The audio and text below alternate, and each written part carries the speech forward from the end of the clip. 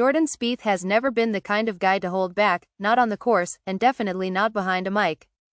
But this weekend at Augusta National, he took that honesty to a whole new level.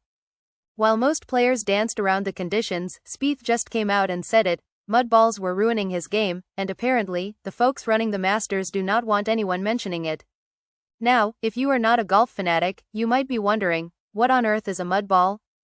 Sounds messy, right? Well, it kind of is. Picture this. Your golf ball lands on a damp patch of fairway, and a chunk of mud sticks to one side.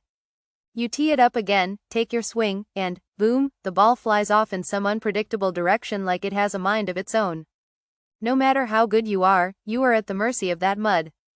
Spieth, 31 years old and no stranger to Augusta's brutal challenges, did not sugarcoat a thing.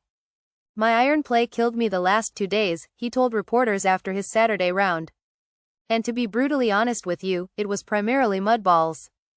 Straight shooter, right? But then he added something even juicier, it's just so frustrating because you cannot talk about them here. You're not supposed to talk about them. Wait, what? That's right. According to Spieth, the Masters powers that be prefer to keep that particular topic off the table. But let's face it, how do you ignore something that can literally destroy your scorecard? Take holes 11 and 13 for example.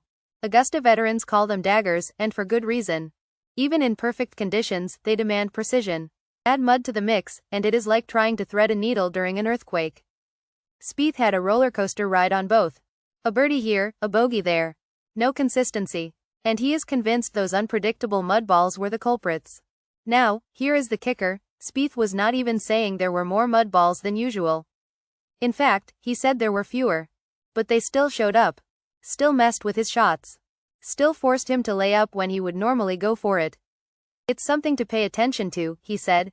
Especially for players in the lead groups. One mistake on the wrong hole, and you are swimming, sometimes literally. Let's pause for a second. Augusta National is already a beast. Fast greens. Narrow landing zones. Fairways mowed into the grain, meaning the grass grabs your ball like Velcro. Now throw in the randomness of mud? It is like telling a Formula 1 driver to race blindfolded, but only sometimes, and only when it rains. How is that fair? And it is not just about one shot here or there. Spieth pointed out that on some days, up to 75% of his drives were affected.